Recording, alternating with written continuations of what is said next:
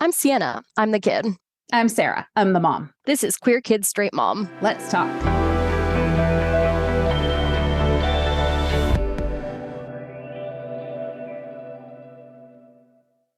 Welcome back to Queer Kids Straight Mom. Joining us today are Trudy and Sam from the Future Perfect Project. Sienna and I were guests on their podcast, I'm Feeling Queer Today, back in the fall, and we enjoyed it so much. We wanted to collaborate again. Do you guys want to just introduce yourselves quickly? Definitely. Hi, I'm Trudy Poux, and I use they, them pronouns. And hi, my name is Samuel Smalls Jr., and I use any pronouns. Really quickly, just kind of tell the audience about the Future Perfect Project. Yeah, the Future Perfect Project is an organization really about centering LGBTQ plus youth in their own stories. And so having the ability for them to tell their stories and explore their lives. And it's really about the fact that a lot of LGBTQ plus youth are living in a future that hasn't yet happened. So it's about exploring that idea and seeing the future through their eyes.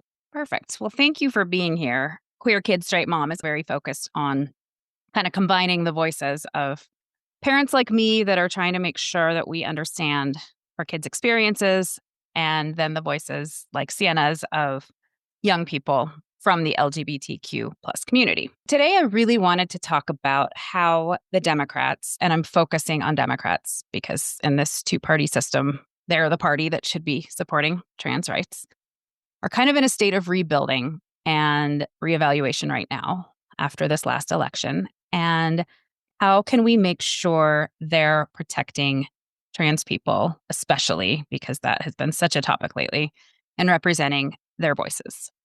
For me personally, being involved in groups of mostly upper middle class, white, straight, cisgender, middle-aged moms who care deeply about LGBTQ plus issues, but don't have the personal experience to accurately represent them. We want to talk about what we can do, what we need to remember, what we need to bring into the conversations to make sure that moving forward, we're not excluding the people that we're trying to give voice to. AOC just recently said, we can't throw you under the bus to win. In fact, we can't win without you. And that is important. Young people are, a huge voting population. And I have gotten the impression that there has been a feeling of exactly having been thrown under the bus. Some people have been blaming the trans issue for the Democrats' loss in 2024. In your kind of networks and communities, have you gotten that impression that people feel that way, that they're kind of being blamed a little bit? I personally haven't heard that. It doesn't seem like far off base that people would think that way, but I personally haven't heard that. So it's really interesting. Okay. I'm not sure I've heard, I think the impression that I've been getting from trans people I've talked to or really just been around is more feeling discouraged about the state of the world than feeling like, I guess, necessarily they're being blamed. I mean, also keeping in mind that I live in a blue state. So it's like, even though there's a lot of stuff going on, I think there is still a feeling of we're invincible living in New York, which I don't think is true, but I think there is a bit of that feeling here. So yeah, I think I've felt and also seen other people feeling really discouraged about what's going on and disappointed. But I think because it's so far-fetched what they're saying about trans people, I know at least in my world, it's I don't take it personally because I know it's so off base and so not true. Yeah, that makes sense. I mean, considering that Republicans spent over $200 million on network campaign ads focusing on trans issues last year for something that, for so much of the population is these are just people living their lives. And why is this an issue? It's an issue that Republicans created as a campaign topic. But I think that, because we live in a red state, Montana, I hear a lot of both sides of that. I hear a lot of older people that have lived in Montana their whole lives that feel like it really is an extreme issue that's being pushed. Defending transgender people and their rights is why do we have to, and I'm not even going to repeat some of the offensive things that I have heard people say, but there is a buy-in to the things that we can look at and say, well, that's so ridiculous. Who would believe that? Unfortunately, some people do. And I think that maybe is why we see even some Democrats saying, I jotted down a couple of them.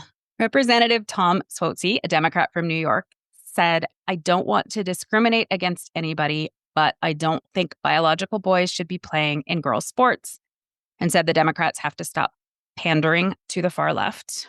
And then Seth Moulton, a Democrat from Massachusetts, has said Democrats spend way too much time trying not to offend anyone rather than being brutally honest about the challenges many Americans face. I have 2 little girls. I don't want them getting run over on a playing field by a male or formerly male athlete. But as a Democrat, I'm supposed to be afraid to say that. That's a talking point among even some Democrats. How does that sit when you hear people from the party that claims to be about protecting human rights say things like that? I mean, I think that it's like, it doesn't feel good to hear those kinds of things said. I feel like my first impression is just like, whoa, like it's hurtful, I think, because I think it's so blatantly untrue, like what I'm hearing, and that's why, because it feels so clearly structured to be hurtful and like to be targeted towards our community. I think also it's like using this idea of like enforcing very binary thinking again of like little girls are fragile and need to be protected when the same thing isn't being said about little boys. And I'm not saying that we should be also saying like everybody needs to be protected all the time or everyone needs to toughen up. But it's ironic because there's this narrative of like little girls are fragile and need to be protected and little boys need to be a man and toughen up, right? And so even those ideals are really being pushed in this agenda of like men are out to get women and women are really fragile. And so I think it's like that narrative is also being pushed too. So there's kind of an interesting, almost like parallel being drawn with how they're like, I think kind of pandering to people's understandings of gender and their upbringings and how people should experience childhood.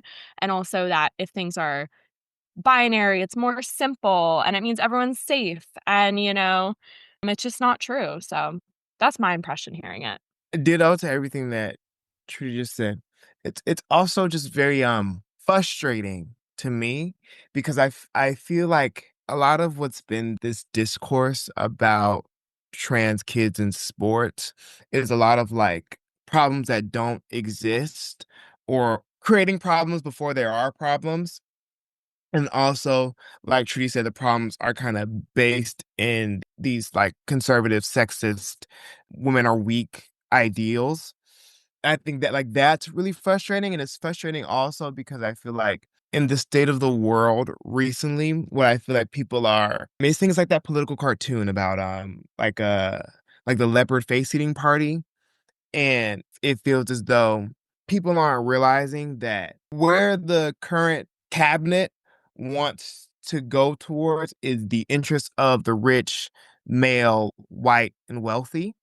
And the infighting that is happening amongst everyone else, it's only making it easier for the cabinet to go work in the interest of the rich, white, male, and wealthy. And as a Democrat, and as someone who is not rich, male, white, and wealthy, it's always, like, heartbreaking to hear someone going against another marginalized group because when we talk about, like, diversity, equity, and inclusion, it's not, like, only a specific group that benefits, it's everyone that is not rich, white, male, and wealthy, and I think once we lose that, like, sense of unity and the sense of defending other marginalized group, it's when it all kinda crumbles, and, I think all that just is just very frustrating because it's like, how can you not see? For sure. I mean, as a woman as well, I feel like seeing women jump on the bandwagon of protecting women's sports and things like that, I just feel like, but we've had to fight for a place in the room as well. And seeing other women like not stand up for, a new generation of people that are being marginalized is really frustrating. Again, like you said, it's dividing people that should be on the same page, knowing what it's like to not be just even like a man in this world, the assumptions of power that come with that. I think that that's one thing that Republicans have been really effective at, is portraying particularly that sports issue as something so different than it is. I've had to explain to so many people, no, it's not a boy deciding to play on the girls' team one day. These are transgender women. These are women that have to, there's a whole process to it, and nobody explains that. But one thing that I will say I have heard from other women my age, especially with daughters that play sports, is that because they don't have that context, they don't know all of this, because nobody's putting that information out there. Nobody that's making this an issue, the sports issue, is putting the information out there. So they don't actually know this. They don't know that there are rules in place to make it fair. But some of these women have expressed, I have questions, I have concerns. I really want to stand up for the LGBTQ plus community. I support trans rights, but I have questions and concerns about the sports issue. But I feel like I'm not allowed to ask them, because as soon as you ask a question, people get defensive. I think there is a feeling of, I look like I'm not supportive if I ask my questions. And so I think that leads to some people just going forward with misconceptions because they're scared to ask. Do you feel like there is a sense of defensiveness? Even like that's completely understandable if there is, because this is something that misinformation is being like thrown out there nonstop about. But if you hear somebody say, well, my daughter plays soccer and I do have concerns about that, do you feel like there's a way those questions can be asked that leads to a better conversation, rather than people feeling like, oh, you're one of those people? When I hear that, what I think in my brain is, it's kind of hard to ask a question that doesn't have some type of implicit bias that usually is what creates the defensiveness, because the constantly being fed these like propaganda, fear mongering, like tactics about women's sports. And so when the question comes across, it's through that lens. What I always feel is like the best way to navigate these type of questions or issues is a Google search, or trying to find like a program like this, or an article or an interview, or just even if it's not about like the narrow down on the concept of trans people in sports, even if it's about like just the process of transitioning. Because I feel like at the baseline, you mentioned this, that but I feel like at the baseline, a lot of people don't understand the concept of like a trans person playing in a sport, and they think it's someone of the opposite gender decided, I'm going to play for a different team. It's not that simple. And I think it's also, even that concept has the implicit bias of trans people aren't the gender that they identify as. It's like it's saying that a trans woman is a male person. That's not true. And I think that is why it evokes this sense of, defensiveness, or this sense of having to prove something. It's also frustrating because it's sometimes we feel as though like there are resources, and there are articles and interviews, and like I said, programs like Queer Kid Straight Mom, I'm Feeling Queer Today, and that you can use. However, I do understand that, like, especially when it comes to different generations, that where they're getting their news from, it's sometimes it's hard to kind of see through the fog. Yeah, definitely. I think that I do feel defensive. I guess that it feels like a lot of times when there are like questions asked, or more so comments, it doesn't feel like people are coming into a conversation looking to actually get information.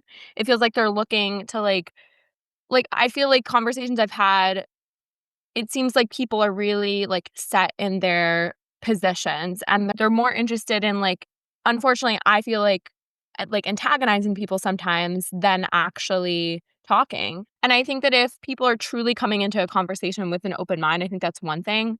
I think also understanding like who you're asking the question to, because I think like as a trans person, I don't really want to be having conversations around like trans people in sports because, it's too close to the chest for me. Like it's too personal. And I feel like I wouldn't be able to really like have the type of composure I would like to keep like in that conversation. And then I think also what happens is that like trans people in sports, like I feel like I've seen a lot of misinformation being spread around. I mean, in the first place, it is kind of misinformation, but I remember there was a boxer, I think her name was like Amani Khalif, Yep. and she was boxing at the Olympics, and she is a cisgender woman, but there was a lot of posts and propaganda being spread around her being a trans woman and how she hurt the other woman so badly, which, first of all, boxing is a contact sport. Like, you're Right. going into it with the risk of getting hurt.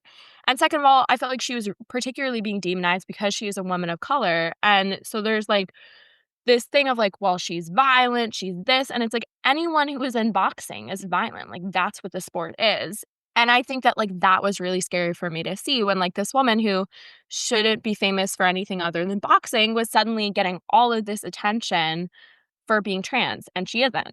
And so then there's, like, all of these other things where it feels like people are kind of looking for something to be angry about, and I think that, it's understandable people are unhappy, but I think that, like, I wish that people would look at their own unhappiness and, like, reflect on that more rather than projecting it onto, like, pointing fingers and being like, "It's because trans people," which I think is what a lot of Republicans want to happen, and it makes me sad, So, Yeah. And also sad because, it worked. Or it is working. It's pretty effective. That's interesting you brought up Imani Khalif because we've had so many conversations about her because, she even sued over all of these false claims, and you still see political ads talking about trans women in sports that have footage of her in them, even though she has sued, which just blows my mind. At this point that it's not true and you're still using that. But I think that's really good to consider. And Sam, kind of what you were saying, we've had these conversations before about LGBTQ plus youth feeling like, I don't want to have to explain this to everybody. I don't want to bear the burden of explaining these things. And which is something Sienna and I have really, something that kind of inspired us to start this podcast because Sienna has been gracious and calm and patient enough to explain things to me when I had questions when Sienna was younger. And because of that, I feel like it's an opportunity to give information to people without them having to ask somebody who might be very uncomfortable answering the question. So it sounds like the best, I guess, response to I'm afraid to ask questions because people will get defensive is I don't want to say do your own research, but find the information, go look it up. And I guess the risk with that is there's so much bad information out there. So probably we just need to be making an effort to steer people in the right direction. Maybe I need to spread the word to other moms. When you have that conversation on the sidelines of the soccer game, be like, hey, here's a podcast, here's a website, here's a forum that you can check out that will answer a lot of your questions better than I can. Because I think you're right. I think there's a lot of implicit bias there. And I think there probably are those parents that feel like they want validation, like they want to say, but I am worried about this, and have the other mom say, I know. And I know we're not supposed to be, but I am too. And yeah, so nipping that in the bud with, I thought that too, because I can honestly answer that to other parents. I'm not proud of it, but I can honestly answer, yeah, the first time I heard this years ago, I was like, wait, Sienna, can you explain this to me? How is it fair? And Sienna said, here's why. Here's the process. Here's, the safety measures that are in place. Here's all of the stuff. Oh, well, of course that's okay. But a lot of people don't know that and don't have a Sienna to answer it for them. But those are really good points. I think why it's important to have these kinds of conversations across generations and demographics sort of is that for you guys to be able to point out, yes, there's implicit bias when people ask questions like this, even though they're usually well-intentioned people that have no idea that they have these biases, right? They just think they're asking the questions that strike them as because the media largely has implanted that in their heads as this is an issue. This is scary. Your kids are going to get hurt, which is also funny because any really competitive athletic woman I've ever known just wants to compete against whoever is best, no matter what. I felt kind of bad when you said you don't want to talk about trans women in sports because I'm not trying to bring up upsetting topics. I just really want to pick your brains about some of this.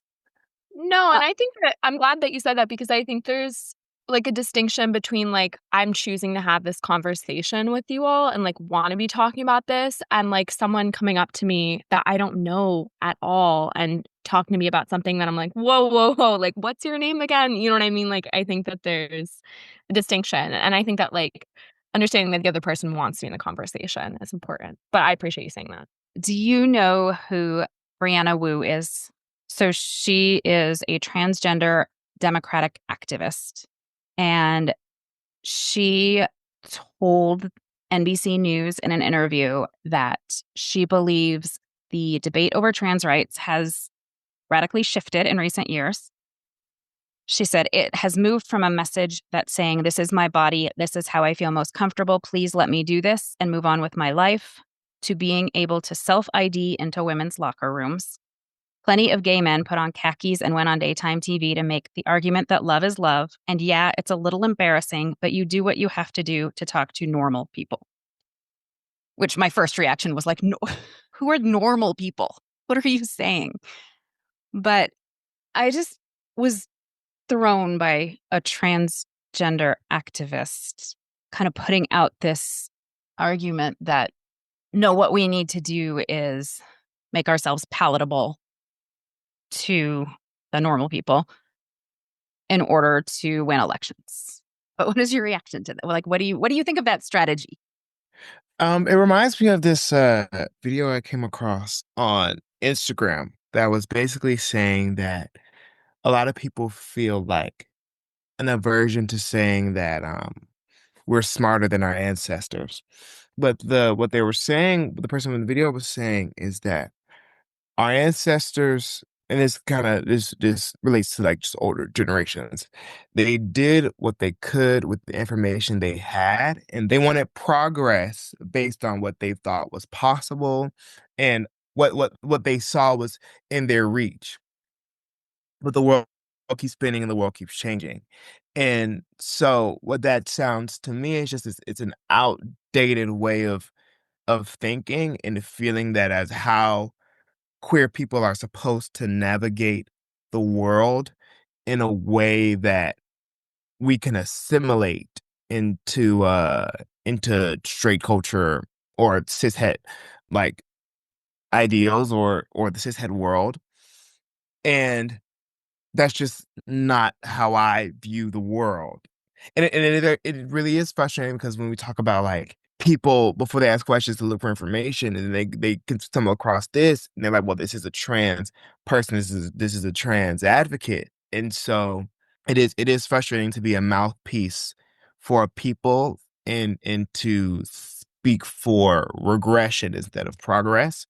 And it's also I'm right back around to an earlier point about we talk about Imani Khalif, how it's that how people say like transphobia affects all women, and not just trans women. And it's like people aren't realizing that like the things that they say about trans people have effects on cisgendered women just the same because Imani is a cisgender woman, or the masculinization of Black women or women of color, and just like, and also just the fact that all of these points are reinforcing sexist and outdated ideals of women being weak or sub to men because we don't have these same conversations about trans men in sports because it's not about somebody being in the wrong locker room. It's about men in their brains, men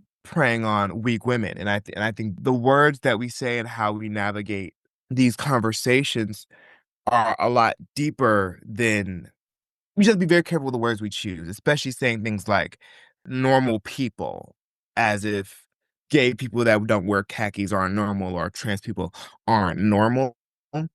and further kind of staying in the past of trying to do what is acceptable in order to assimilate instead of looking towards the future, a world where there is no reason to assimilate because you could just be.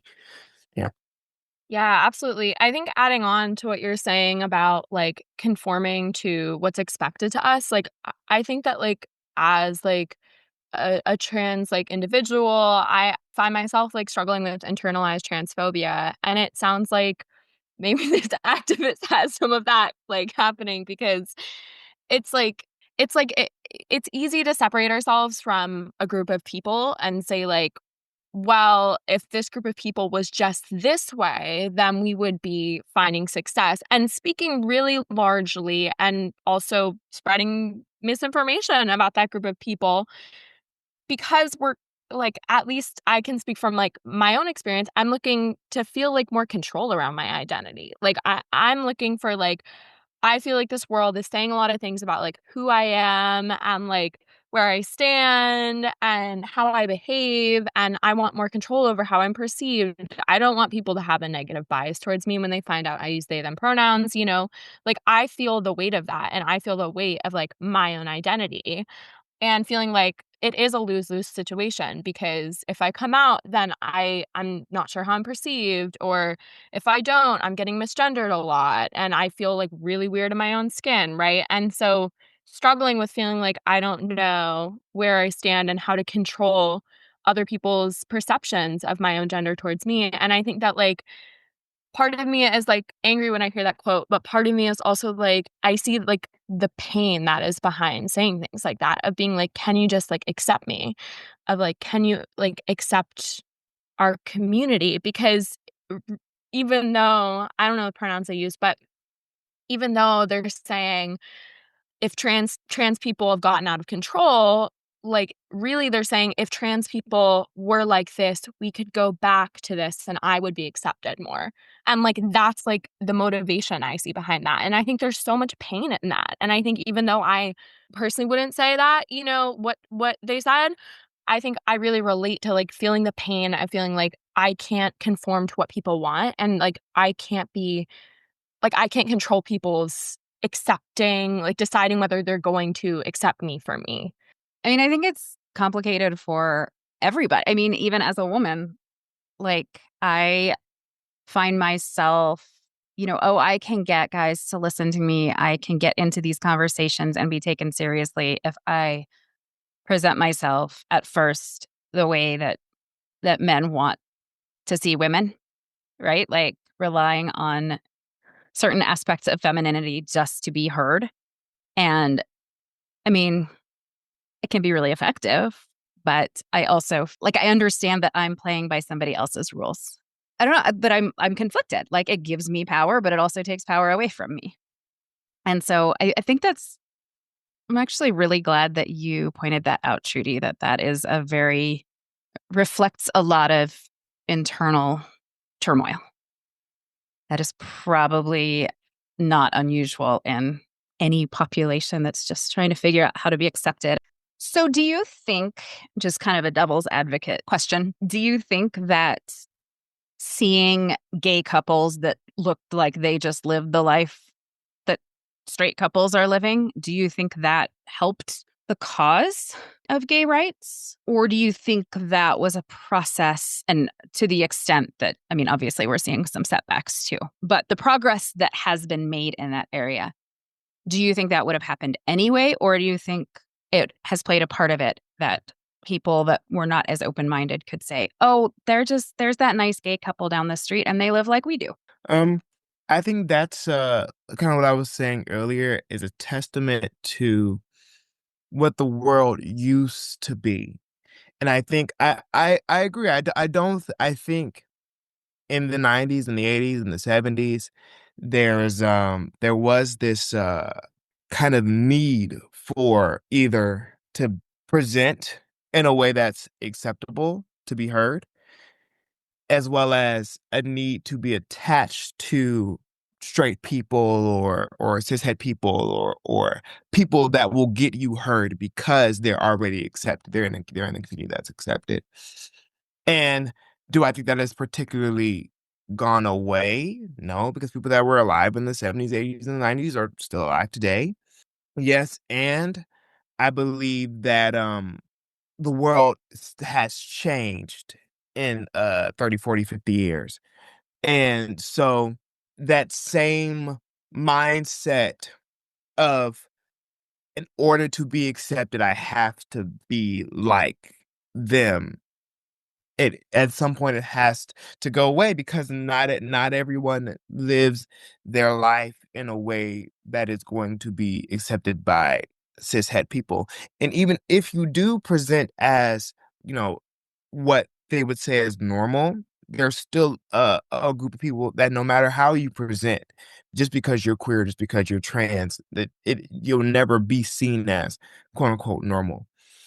And so, like, I do agree that that the strides that were made in terms of queer liberation and queer rights were done by people that, like Brianna said, wore khakis on TV. However, I said earlier, like our predecessors did what they could with what they had and in the knowledge they had in the world they were in, and now it's up to us to do what we can with the knowledge that we have in the world that we're in. And you can't make change if you don't change. And so, like, the way you go about change has to change. And I think that there is like kind of what Trudy was saying, this like internalized transphobia. It comes from a place of looking for safety and there's almost kind of safety in regression because there's safety in not being talked about. There's safety in kind of flying under the radar. If Black people in the 60s were stuck on not doing a Montgomery bus boycott, then the buses would still be segregated. Like, in order to have revolution, you can't be safe, and that's heartbreaking and it's very sad, and it's not fair. But yes, and it's it's true that, like, can't search for safety and search for revolution at the same time, or search for progress at the same time, because safety is in sitting still, and sometimes in the case of it's wrapped up in regression. Yeah, I agree. I think, yeah, like disruption is unfortunately like the way to, I feel like, improve being seen and rights. And but also what I was thinking, like I feel like just seeing more LGBTQ plus people in general, just honestly, like if you're like a cishet individual, like I feel like if you're not in the community and you've never met anyone who is, I think it's easier to make up, like, to believe a lot of things that are being told to you, whether they're true, whether they're false. But I think actually meeting like LGBTQ plus people, whether it is your nice neighbor or just someone like at the mall you met randomly, like I'm not sure about like the type of person you meet or like whether they need to conform to certain ideals. But I think just understanding that like someone can be different than you and still be someone who deserves rights and respect. Yeah, that representation is important. We just recorded an episode about the current legislative session, and we were talking about how 13 Republicans in Montana kind of broke ranks to strike down some anti-trans legislation, partly because two of our state legislators, Zoe Zephyr and S.J. Howell, are trans and gave, a really good speech in the hearings. And I think it just really helped that their colleagues were like, we work with these people. This isn't right. They're just people that come to work and do their job like we do. And that just knowing people is really important. Sam, when you were talking about the way things were done in the past, historically, I was imagining like longer ago. So the 80s, 90s was, when I was growing up. I don't like to think of myself as like historic in any way, but compared to you guys, yes, I am. So that's, yeah, I mean, if you're not moving forward, if you're just trying to be what people want, at some point that hits a wall. I mean, that's probably why there's this sort of dormant sentiment that's like resurfacing right now in this political environment, that like people are trying to fight gay marriage, even though it's like, well, we settled that a long time ago. But those people never were convinced. They never believed it. They were never okay with it. And now that it's like apparently politically okay to say those things again, it's still there. It didn't solve it, even though it felt like we were making more progress. We might not have been making as much progress as we thought. So, yeah, probably the lasting change has to come from this is who we are, and we're not going to pretend to be who you want us to be. What this really makes me think of is Caitlyn Jenner, right? That's an example of a trans person who is not just letting herself be walked all over, but like throwing herself on the floor and begging Republicans to walk all over her. Presumably because of some idea that, again, if I just behave in the way they want me to, it will make me acceptable to them. And it's clearly not making Republicans any more willing to, respect her. They're just like, oh, haha, yeah, you obviously have to use the men's bathroom. And her response is, yeah, I'll use whatever bathroom they tell me to. So, I mean, I think that's a really sort of extreme example of how that kind of respectability and trying to make yourself appealing to people who hate you doesn't work. I think it's also worth keeping in mind that approach, that trying to present yourself as, look, I'm just like the other couple who lives next door to you. I just happen to be married to someone of the same gender, really throws other people under the bus, because there are people who are never going to be able to live like that. We're never going to be able to make that sort of jump into acceptability. And pretending that all queer people could just be normal if they tried is ultimately, I think, a lot more damaging than helpful. So moving forward, I guess, as I talk to other women about strategies, not specifically has to be women, but there's a group of women I know that trying to kind of dive into this stuff. If you could go to that group, what would you want said? If you could say, like, please present this way, please remember this, please keep this in mind, to feel like you have a voice in that room. I think I would say, drawing on what we were just talking about, that I think there are going to be arguments about, well, LGBTQ plus people are different in this way, X, Y, Z. And I think remembering that, like, difference is okay. Like, that can be true, but that doesn't mean it's a bad thing. Because I think that, like, if I'm boiling down everything that's being said about LGBTQ plus people right now, I think a lot of it is rooted in, like, they're really different from us, and that's dangerous. And I think that just remembering that difference does not equal danger, and someone can be living their life in a different way, and I think that that's okay, and people should have the right to do that. I think that that would be the main thing to remember. It's just that not having to necessarily, like, combat people's arguments with, like, well, they're just like us, because that isn't true. But I think that, like, yeah, just reiterating that it's okay to be different. Ditto. It's okay to be different, and also kind of what I said earlier about just because you are against a certain group doesn't mean that what you're saying isn't harmful to communities you might be a part of, or communities that like people you love might be a part of, or just harmful to the world, period. And I think that it's so important to stay educated. And I think that a lot of these issues in this discourse just comes from lack of education, or not even like lack of education as in like ignorant and not knowing. It's just being fed misinformation, even like things as like diversity, equity, inclusion as a concept, or affirmative action as a concept. People don't understand what it is, but they heard that it's negatively affecting them, and therefore they're against it. And all it's doing is leveling the playing field, which white, male, and wealthy. And so I think just you have to find information for yourself, and also just be aware of things you even say about your own communities, or about yourself, can be harmful to your community as well as others. I think kind of building on what Sam just said, that, it's important for your friends, for your community as allies, to also be willing to put in the effort of seeking out information from those who are dedicated to sharing it. Like our podcast, obviously, and Trudy and Sam's podcast is obviously specifically intended to help people understand our perspectives and to share, useful and relevant information that we've actually vetted. And, that's one thing. But I think part of what can cause tension between queer people and straight allies is when they get treated like an information vending machine. Like, oh, what do you think about this controversial subject that I saw in the newspaper today? And you're like, look, I just thought we were meeting up for coffee. I wasn't prepared for this.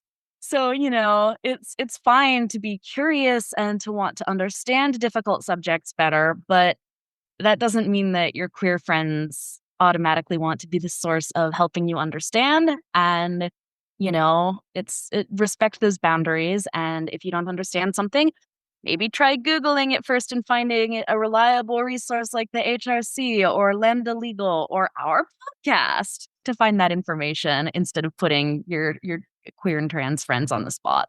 Some people don't mind it. I happen to not particularly mind it. And I will always give people a heads up. Like, yeah, I don't mind people asking questions about this, but other people might. So be cautious of that, be aware.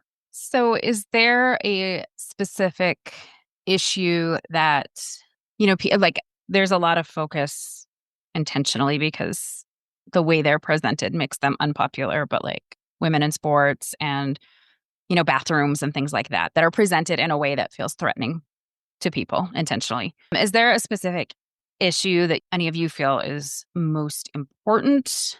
Just an overall mentality? Like what is like number one? The thing that in my mind is number one is any laws that are blocking gender affirming care for youth. I think those are like number one need to be blocked because those are really life threatening. I think like in terms of issues that I think are the most threatening towards the LGBTQ plus community, that one would come to my mind because I think number one, kids and teenagers are particularly vulnerable. And regardless of if they're LGBTQ plus or not, there's just as a teenager, I think I can speak for myself. I felt misunderstood and like, like what am I doing in this world? And so I think that being in the LGBTQ plus community and then not being able to access life-saving gender affirming care is a huge issue in my book, and I would say is like highest priority. I want to say I think the biggest, I guess, like the root of all the issues is like you said, a mentality shift that it all wraps back around to education, being aware, because I feel like it has to start with a mentality shift, and then that changes the way people vote, and then that changes who we allow to be in power, and that changes how these bills get written and passed down. If I could just like drop knowledge on every person in the world of like how trans people aren't new to society or new to existing, and how their existence has never been like dangerous for a trans person to exist, and how like a lot of the things are being fed is propaganda, and they're being made to fear these people. Because I think a lot of this, it's kind of like we we're talking about Brianna. A lot of it is about safety, and Brianna feels that she has to live a certain way to be safe, and some cishet people feel that they have to keep trans people out of sports or out of their spaces in order to be safe. And I think it's the changing the mindset of these people existing is not a hindrance to your safety, because I feel like there are people that are just bigots, and they understand they have a higher place of power socially or economically or socioeconomically, and they punch down. However, the people that bolster these bigots are people that are just looking to be safe. And that connection is where the progress will come, when those people realize that these people are making it unsafe for you as well. Like earlier, transphobia affects all women. And so it's like these bigots are tricking you into feeling like these people over here are making you unsafe. And that's not the case. It's the bigots that are making everyone unsafe and then making these people on this side go at each other. And as a queer person, I'm frustrated and I'm upset that these people won't let me exist. And these people on the other side are feel that my existence is dangerous to them. And I think once we figure out that, I think everything else will fall into place.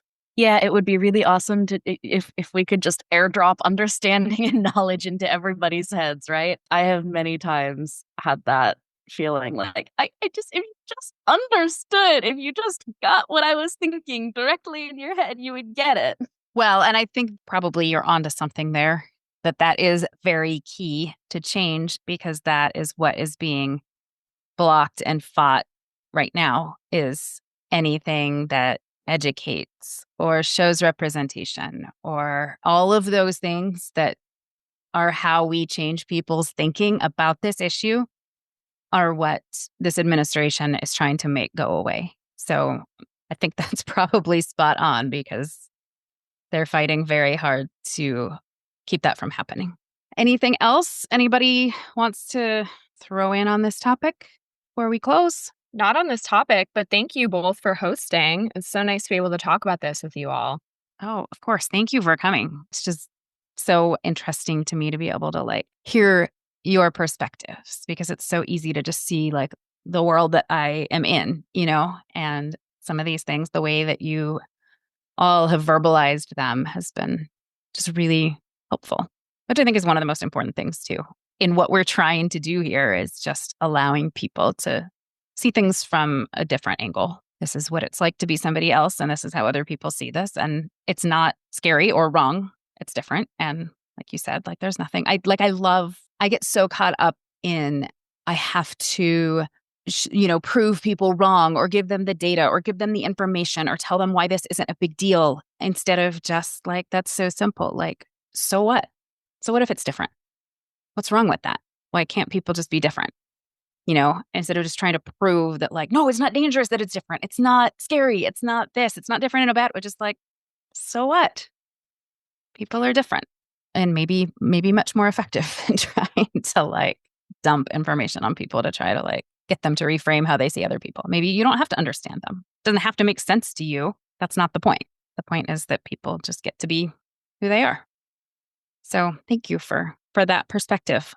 Thank you for having us, because I always feel like I get to share my perspective and I get to drop knowledge on the folks, but I also feel like I always walk away. There's something you said today about how women had to fight to get in the same room too, and how that cis women aren't seeing that the cis woman and the trans woman struggle is connected. I always walk away from these with the news perspective, and because I think it's equally important to hear the perspective of the kids of today as it is to hear the people that were fighting this battle before we were even here.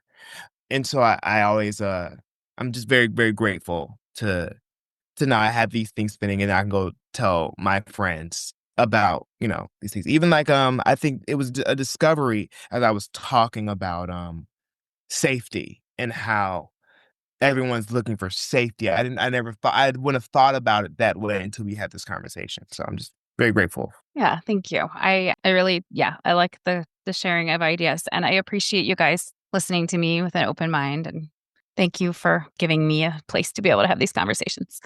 I hope that we can collaborate again in the future. Thank you. Bye. Thank you. Bye. Bye. We hope you enjoyed the conversation as much as we did. We encourage you to check out the Future Perfect Project and listen to their podcast, I'm Feeling Queer Today, as well. And as I mentioned a couple weeks ago, if I am just finishing up the newest Hunger Games book, which tells the story of Hamish Abernathy. And throughout the last couple of books that have come out, I've been really interested in the way that queerness has been portrayed in the Hunger Games universe. So we've decided to have a little conversation about that topic. So hopefully that will be a little lighter from an entertainment perspective, but also it's the Hunger Games and it all feels a little too real right now. So also relevant to current events, perhaps. Yeah, but if you want to go brush up on your Hunger Games knowledge, I'd highly recommend a rewatch, reread, because they're really good.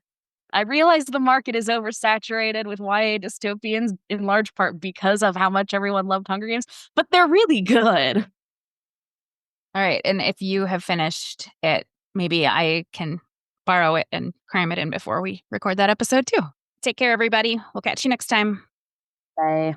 If you found this episode interesting, informative, amusing, please review and follow us on your podcasting platform of choice. Getting those reviews and follows really helps us show up more in the algorithm and be able to reach more people to help them.